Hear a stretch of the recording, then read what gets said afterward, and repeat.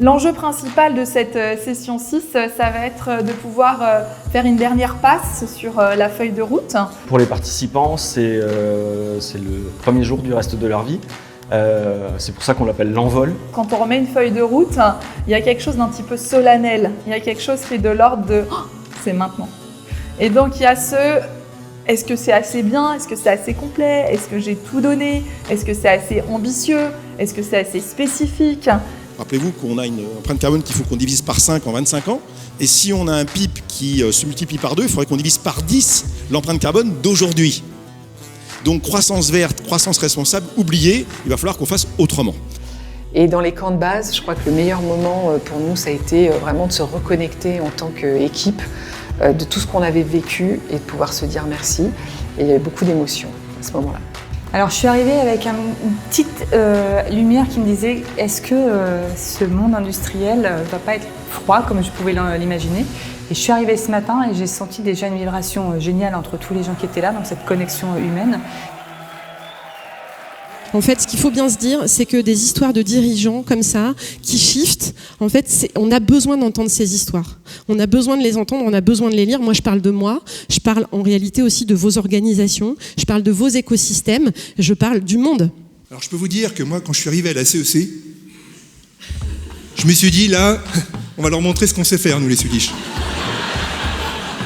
Donc, avec mon champion, on s'assoit et on écoute, et alors là, comme vous tous, là, claque sur claque, session 1. On s'est fait bien secouer. Moi j'ai plutôt eu l'impression de prendre 4 TGV qui me roulent sur la gueule. Je savais pas que les VEJA ça suffisait pas. Génial, la CEC, moi j'ai déjà écouté Jean Covici, Biwix, Paris, tout ça. De l'autre côté, là, la Sylvie Aluminium, là, elle a une équipe, elle a une industrie à faire avancer. Je commence à comprendre, tout s'enchaîne, tout s'imbrique, on parle de robustesse, de permaculture, de modèles serviciels, etc. Et là je me dis, waouh, en fait je crois que je peux être utile. Un galet m'a appris qu'il fallait écouter les gens.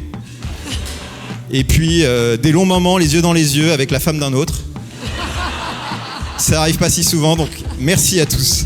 Ce sursaut ira, je l'espère, bien au-delà, redonnant à chacun la fierté et la foi. Grâce à vos feuilles de route, grâce à vous, je peux enfin montrer, j'ai enfin des exemples concrets. Alors pour ça, merci. Il y a une pénurie de ressources, de matières premières sûrement et fossiles, mais pas de créativité en fait. Je suis sûr que la créativité, elle est... Je suis sûr que dans le cloud, il y a plein de trucs, mais la nature a dit bon, ils sont un peu trop cons pour l'instant, donc j'ai pas encore tout ouvert. Mais si on fait l'effort d'aller vers elle, je pense qu'on va être inspiré pour faire des trucs fous. Ce serait normal. Je pense qu'on va regarder ce qu'on fait dans quelques centaines d'années. On se dirait on était vraiment des chimpanzés avec des cravates et des iPads, quoi. On était cons. Lui, je suis jaloux aussi. Il m'énerve avec ses cheveux longs là. Votre expérience en tant que chenille est bientôt expirée. Vos ailes sont prêtes pour l'envol, évidemment. Ouais, on vous souhaite un très bon envol et un bon apéro aussi. Merci.